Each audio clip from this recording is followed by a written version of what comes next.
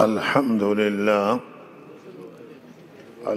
لله نحمده ونستعينه ونستغفره ونؤمن به ونتوكل عليه ونعوذ بالله من شرور أنفسنا ومن سيئات أعمالنا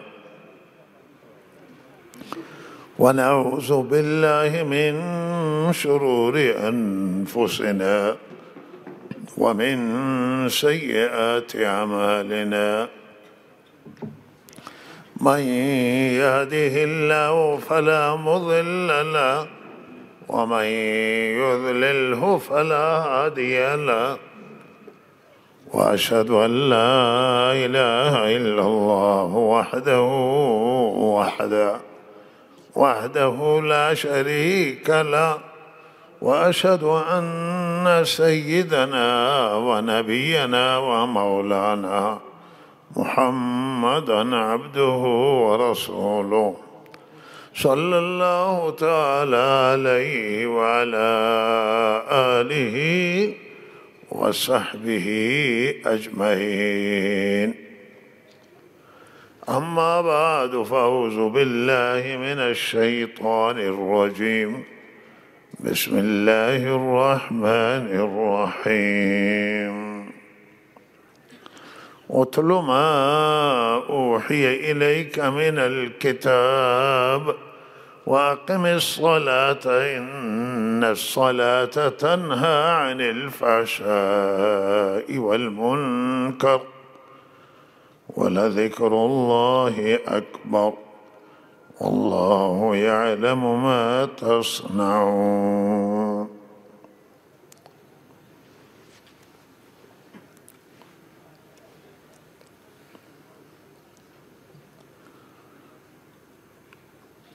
الله تعالی در این آیه بسیار منور و زیبا مسائل مهمی را مطرح کرده است.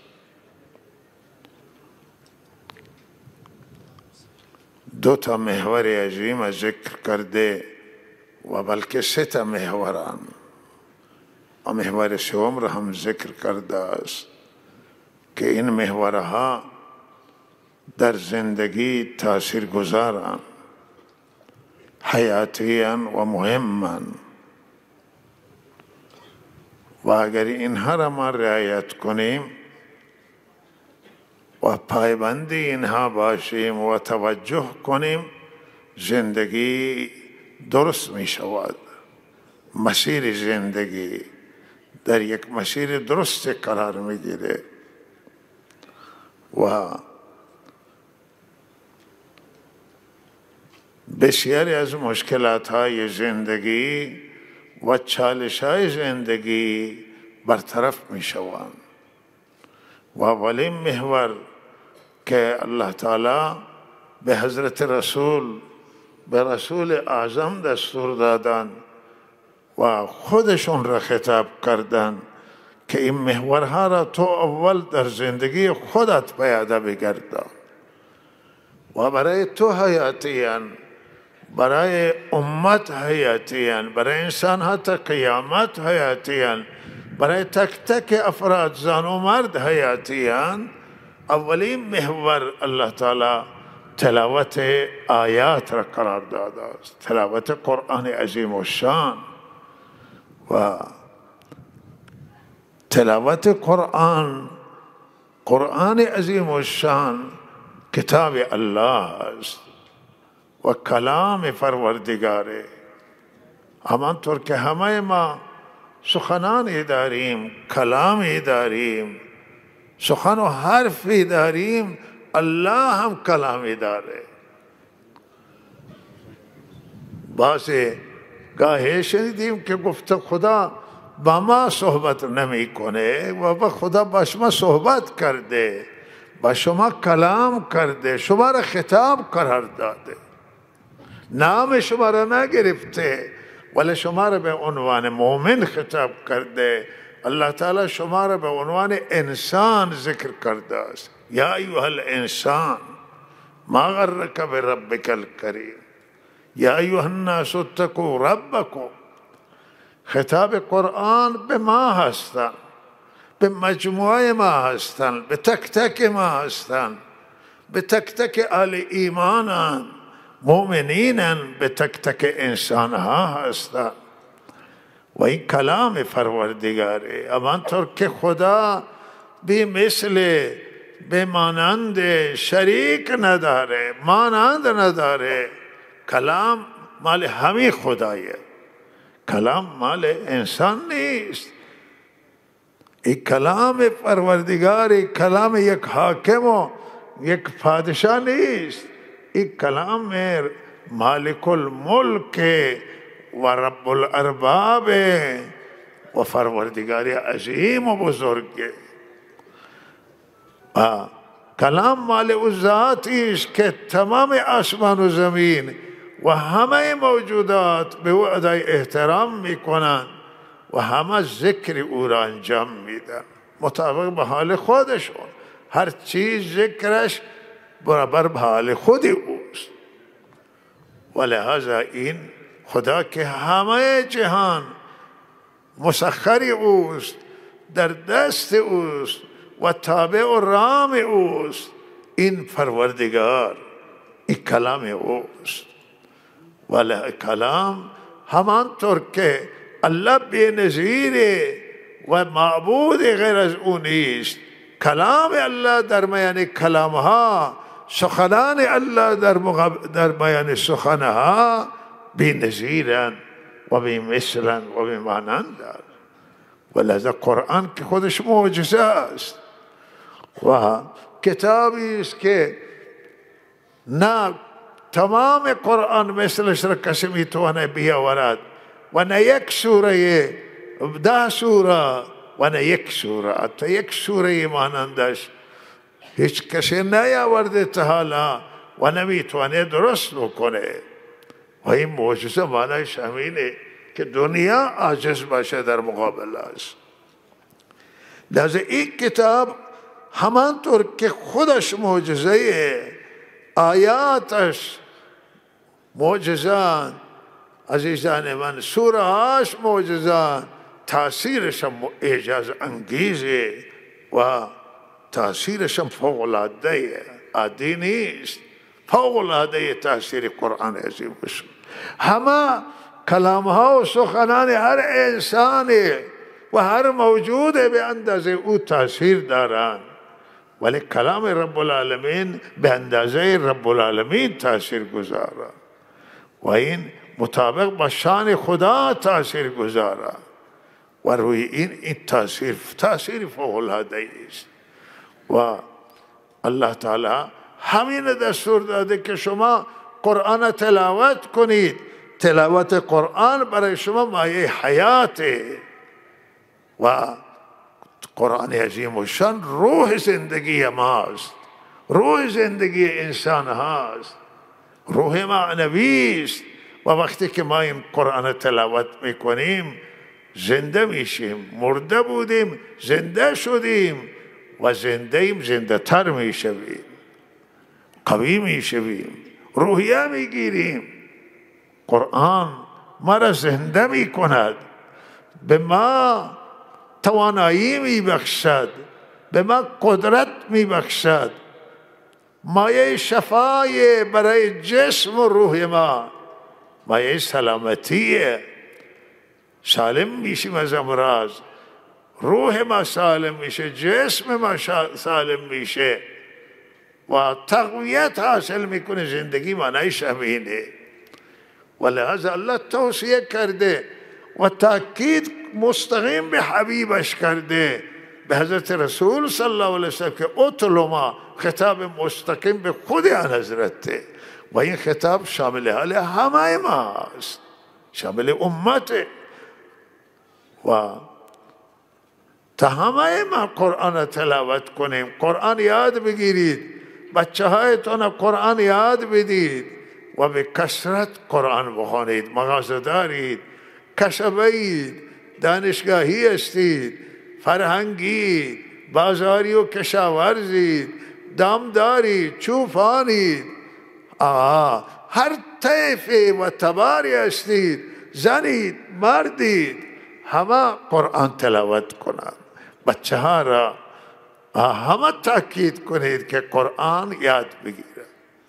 اگر نشد که همه علوم اسلامی و دینی را کسب کنند، لااقلشان که قرآن یاد بگیرند و قرآن تلاوت کنند و عادت داشته باشند به تلاوت قرآن، هدایت می شوند، حفاظت می شوند از آفتها، از بلاها، و در امان می شوند از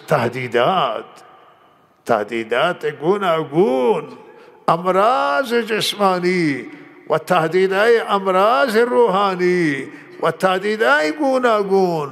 الله تعالی حفاظت می کند و کمک می کنه به تلاوت قرآن و زندگی در مسیر قرآن دعا کنید که بیفته و انشاءالله زندگی با قرآن نزدیک می شود. زندگی در مسیر حضرت رسول صلی الله علیه وسلم بیفته و مسیر صحیح جلو پیش روی ما بیفتد برای زندگی. و لحظه این لازم است تلاوت قرآن عظیم و شان.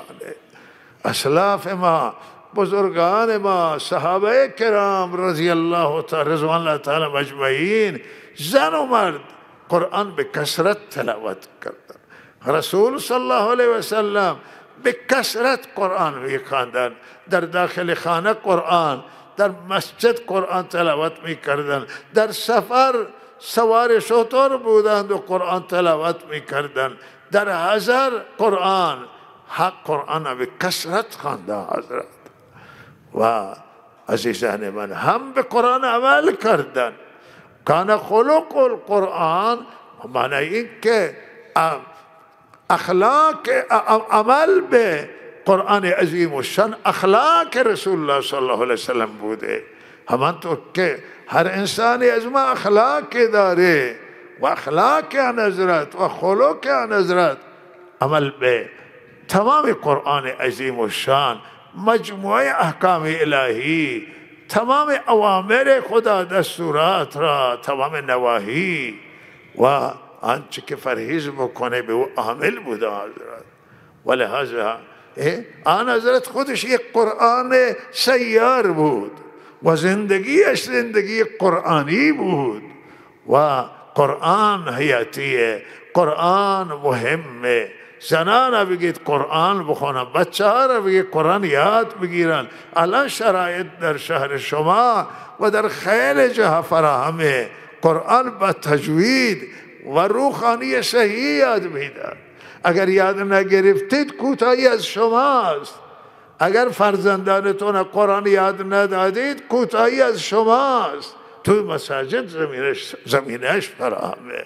بچه های شما در مدارس دولتی میروند، دانشگاه میروند، یه وقت فارغ شبته قرآن بیان درس بگیرن و قرآن به تدریج یاد بگیرن. و قرآن زود کتاب آسانی است. الله این کتاب سهل کرده، مثل بعض کتابای دیگه عبارتش مغلق نیست، الفاظش سخت نیست، به آسانی میتوانید الفاظ قرآن یاد بگیرید، تلاوت، و به آسانی میتوانید قرآن حفظ کنید، به آسانی میتوانید معنی قرآن یاد بگیرید و بدانید که قرآن چه میگوید.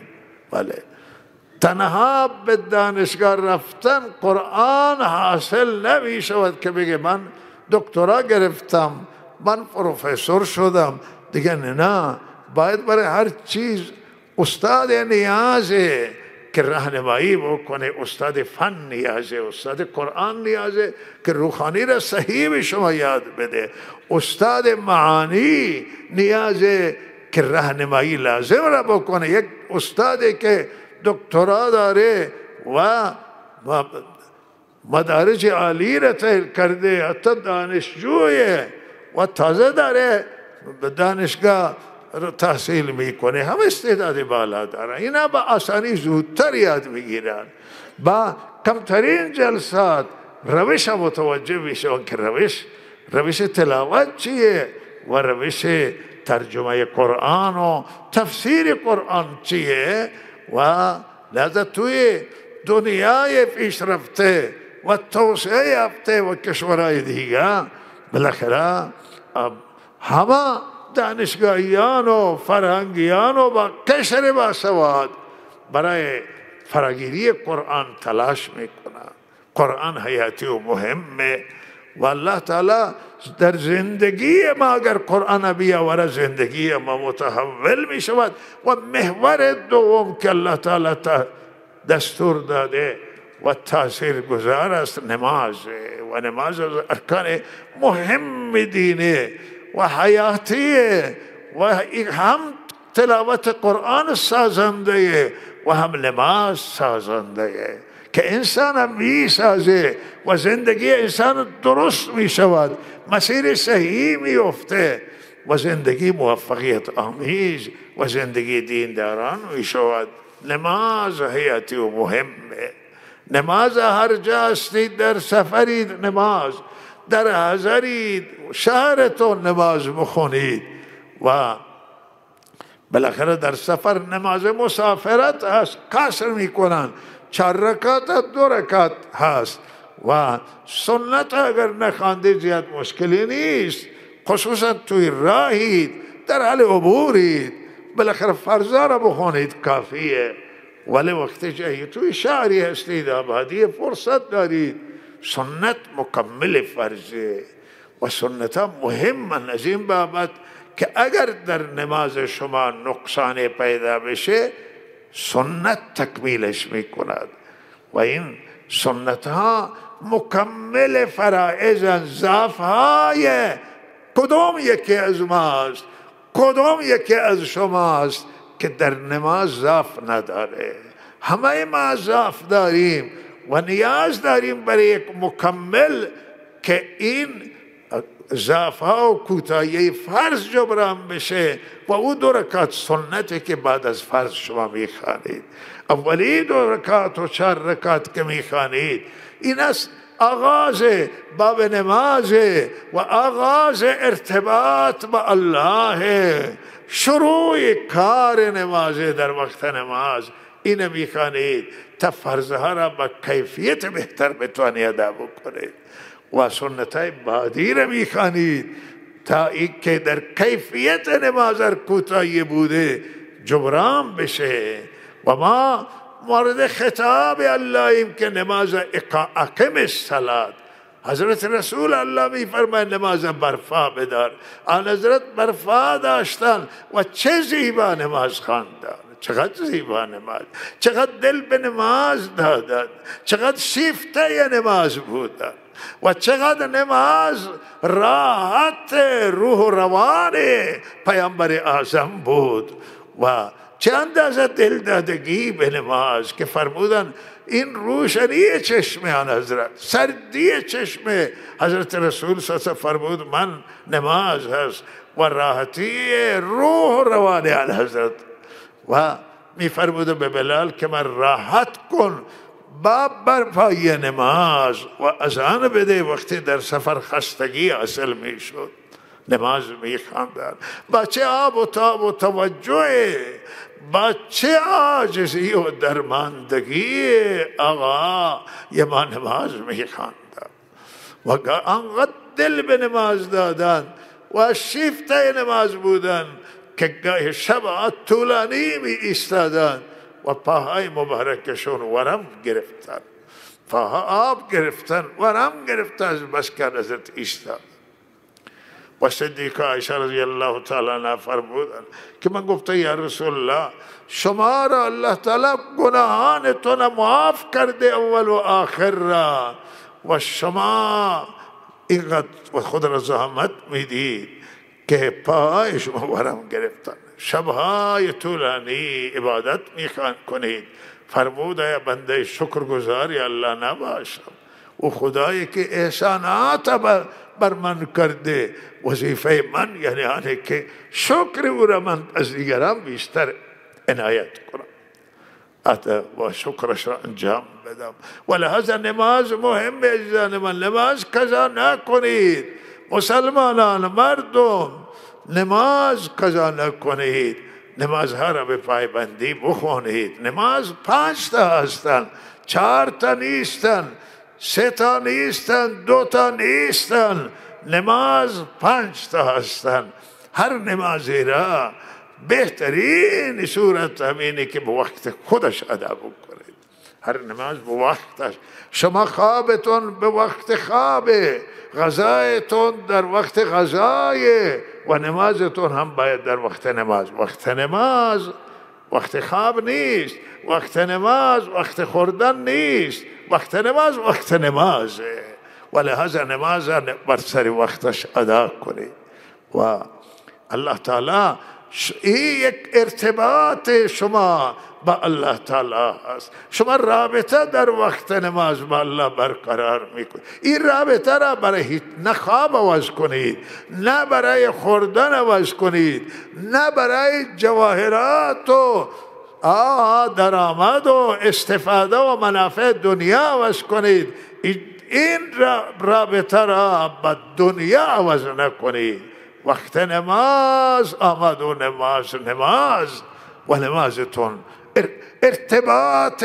شما وقتی که به نماز می ایستید شما با خدا راز و نیاز می کنید، ادای احترام پروردگار را به جا می آورید، رکوع می کنید، سجده می کنید. همه ادای احترام، همه عاجزی و درماندگی، همه تذلل به بارگاه الله که به زمین می افتید و سجده می کنید، به رکوع می روید و خودتون را کج می کنید و دربار خدا خم می کنید.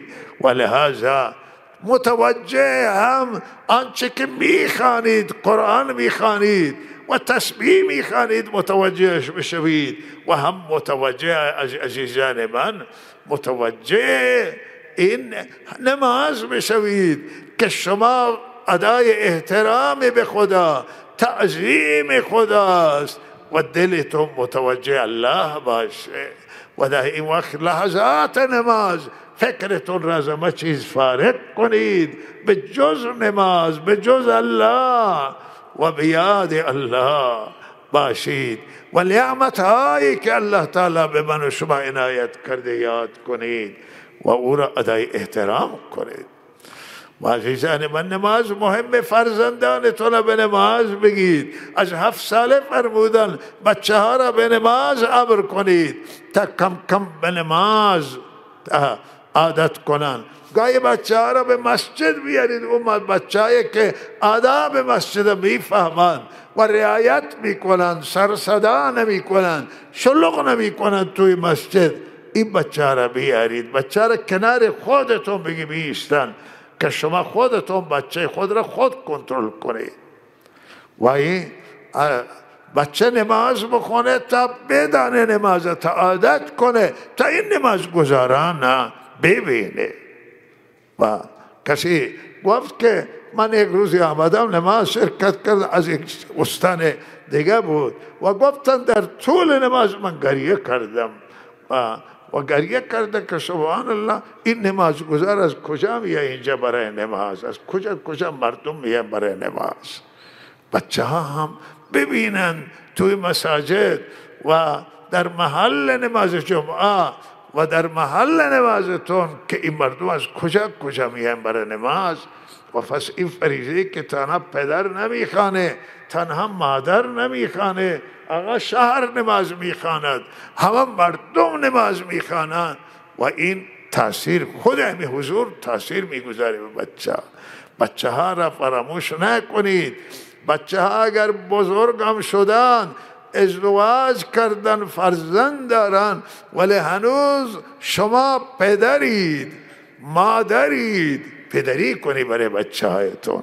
بچه ها را همونطور که مریض باشن، گرسنه باشن، تنگ دست باشن، رسیدگی میکنید، همونطور مواظبشون باشید که در دین کوتاهی نکنن.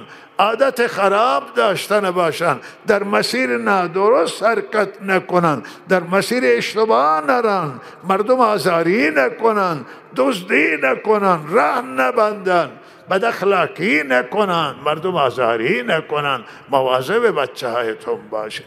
به بچه ها رسیدگی کنید، به جوانان رسیدگی بکنید. جوانان سرمایه من و شما و سرمایه بزرگی هستند. آینده پدر و مادر در دست بچه، اونا پدران آیندن، او شما آینده ای. و لحاظا اونا بهترین جانشین شما، بهترین وارث شما. و انبیا برای وارثان خود چه دعا کردن. و حضرت زکریا که نداشت اولاده، در پیری سن 90 سالگی و کم و بیش دعا کردن که الله و من استخوانایم ضعیف شده و سر من تمام سفید شده، با سفیدی مشتعل شده است و زن منم نازای بوده، در اون زمانه که جوان بوده، حکیم بوده است. و یا الله تو قادری که مرا اولاد بدی. وقتی دیدم که حضرت مریم دختر کوچکو، دختر کم سن و میوه میخوره در فصل که میوه نیست، گوی میوه از کجا؟ گوی اینها را الله تعالی به من داده. گفت که خدایی که بغیر فصل میوه میدهد، بدون فصل بچه هم میدهد بدون سن. وقتی بچه رفته ولی الله قادره و گفت که بعد از من کسی ندارم که بتوانه این وراثت علم و وراثت دین و وراثت انبیاء سابق، اجداد حضرت زکریا، حضرت یعقوب، حضرت ابراهیم، حضرت اسحاق، اینها را اداره بکنه. تو به من فرزند بده. والله فرشته او سر نماز بود و در مناجات خدا مشغول بود که فرشته ندا کرد که الله تعالی به تو فرزند خواهد. تو الله گفت اولاد از کجا به من به این سن میرسه؟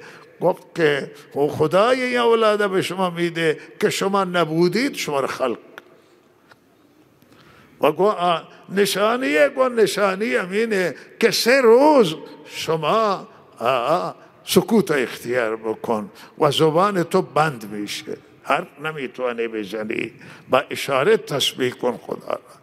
و زبان زکریا دیر نگذشت که بند شد و با اشاره به وظایف و تبلیغاتش ادامه دادن و تلقین ذکر کردن به مردم.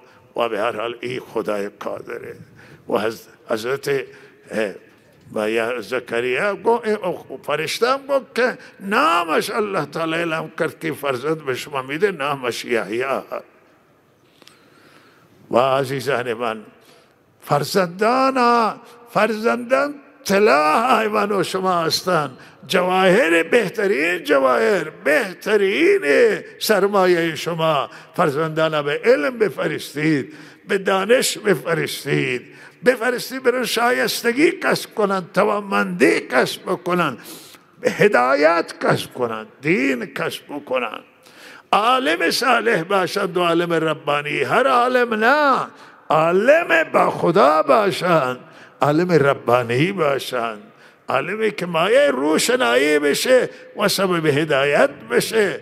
و نه سروران گرامی همینطور تحصیل کرده متعهد، مسئول و که بره علم کسب کنه و برای جامعه خدمت کنه، برای جامعه کار کنه. به دانشگاه ها فرزندان بفرستید، هزینه کنید برای فرزندانتون، خرج کنید تا اینها وجودشون مفید بشه و آینده بتونه یادگار شما باشن. نماز حیاتیه، نماز مهمه، نماز تاثیر گذاره که اینجا میفرمایند که نماز شما را منع میکنه از فحشا و منکر.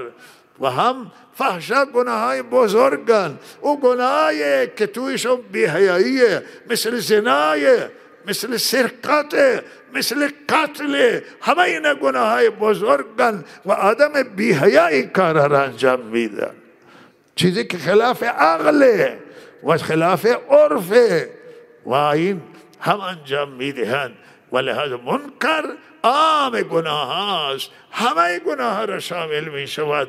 ولهذا نماز از تمام گناه های بزرگ و کوچک من میکنه انسان و تأثیر گذاره در ترک گناه، تأثیر گذاره در اصلاح فرد، تأثیر گذاره در اصلاح جامعه، در هدایت جامعه را از فحشا و منکر جلوگیری میکنه. جامعه که نماز میخوانند، جامعه که در آن نمازی موجوده، ولهذا این سبب خیر میشه برای دیگران.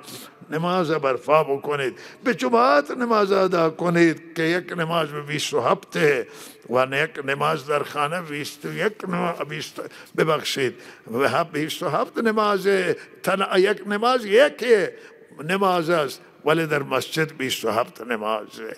بچه را صبح بیدار کنید، بچه را بیارید با خودتون به نماز جمعه حضور تو فعال باشه، منتظر روز جمعه باشید، برای جمعه از پنجشنبه آمادگی کنید و برای جمعه سعی بکنید که دوش بگیرید، عطر بزنید، مسواک بزنید، لباسا را عوض کنید و این فضیلتش بیشتره و به نماز بیایید.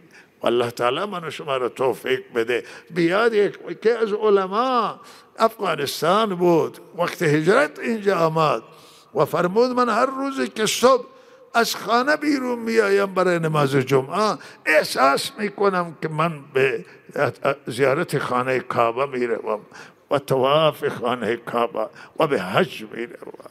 و بیشک این نماز را الله تعالی نماز جمعه را فضیلت زیاده داده و شما که به نماز بیرون میایید غباری که به بدنتون بخوره الله تعالی با جهنم عذاب جهنم جمع نمی کنه این غبارا.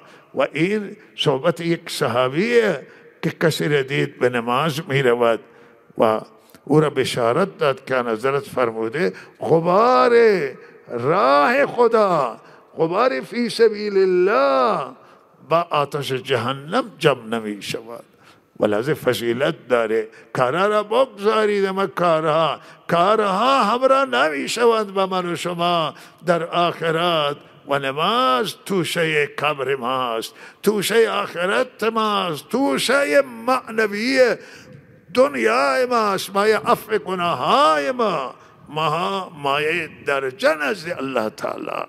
و بچه ها را برسید، همسایگان برسید، خویشاوندان برسید. مردم به نماز توصیه کنید که نماز قضا نکنید، مردم توصیه کنید به نماز که نماز به جماعت ادا بکنید و خودتون نماز را با آب و تاب و با توجه حضور قلب اقامه بکنید، چون هم دستور اقامه نمازه و هم دستور سروران گره حفاظت ظاهر نماز و حفاظت باطن. اقامه هم زمان انجام میگیره که احکام و شرایط ظاهری را رعایت کنید و هم حضور قلب در نماز و آداب باطنی نماز را رعایت کنید.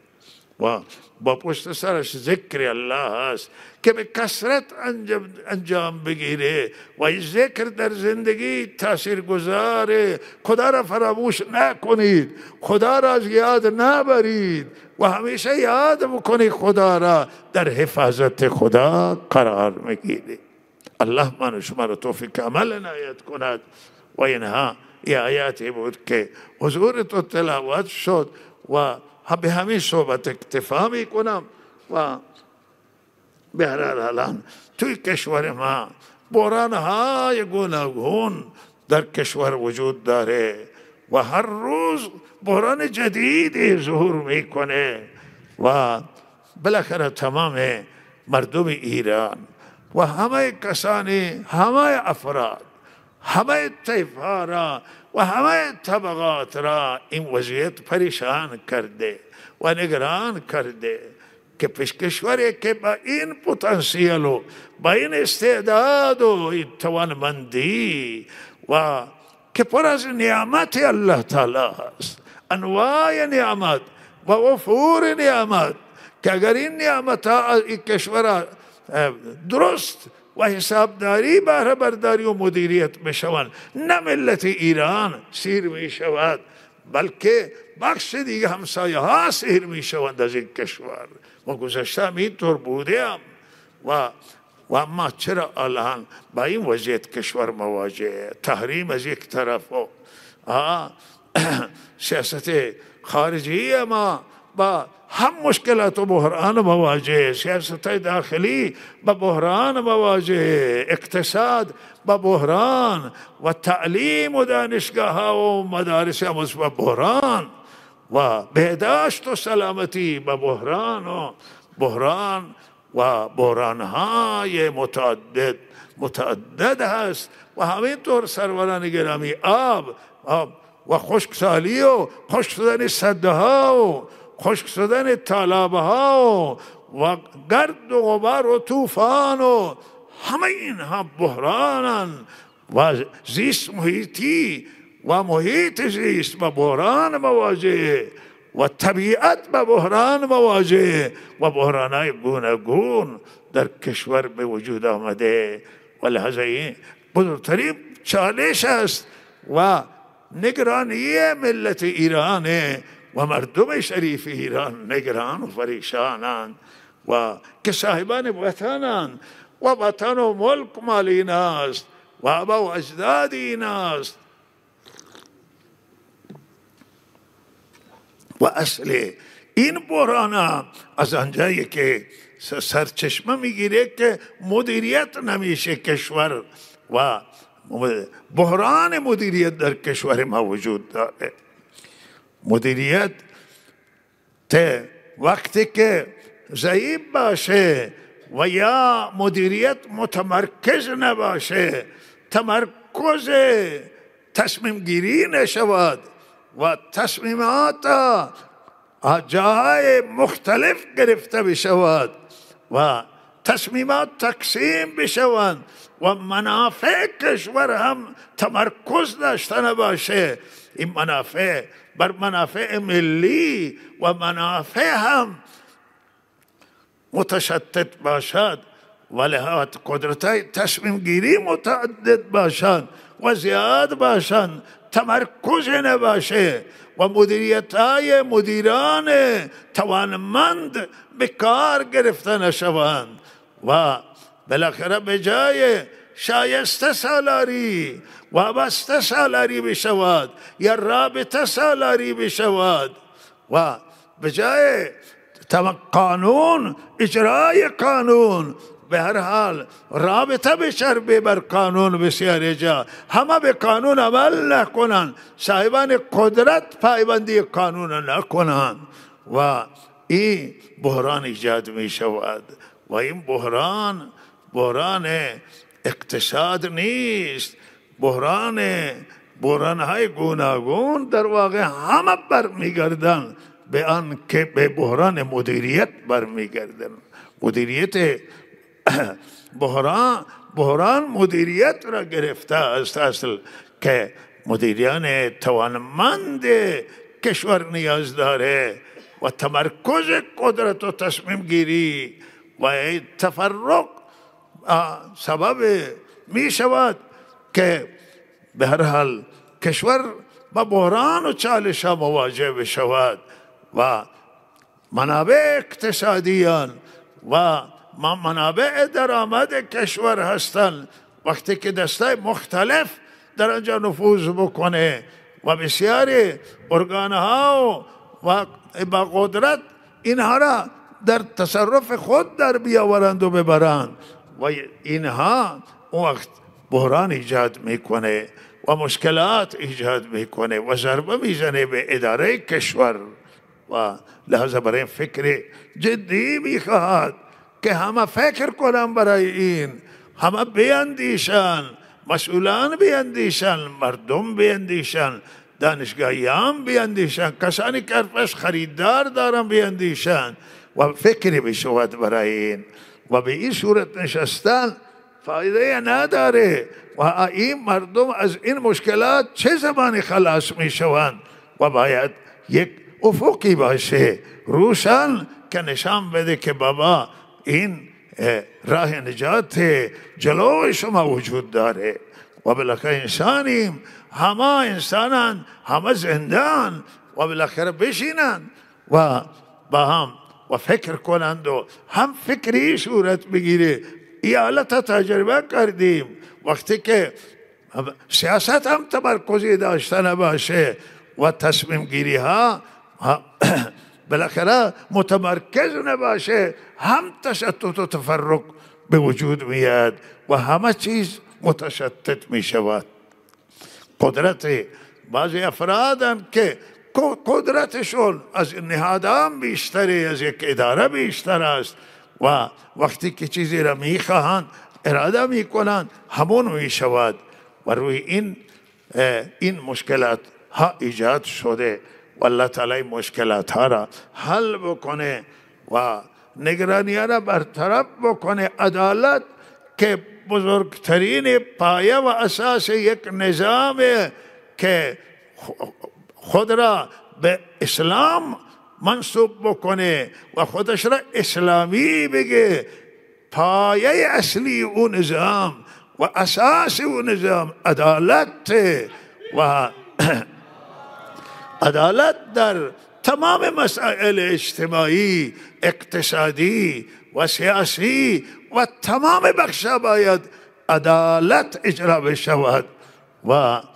بین تمام توانمندان ملت، بین زنان، حقوق زنان و رعایت بشه و زنان در کشور من نصف جمعیت، بیشتر از نصف جمعیتان در نظر گرفته بشه، زنان حقوقشون و حرمت زنان رعایت بشه و همچنان اقوام و مذاهب هست و قومیت های مختلف هستند و اینها همه در سایه عدالت به اون نظام اسلامی که باید عدالت اجرا بکنه و اگر عدالت داشته نباشه بالاخره نامش را اسلامی گذاشتن به این که اسلامی بگیم که این لفظ اسلام مایه افتخار، نه، لفظ اسلام مایه افتخار نیست بلکه عمل به اسلام افتخاره.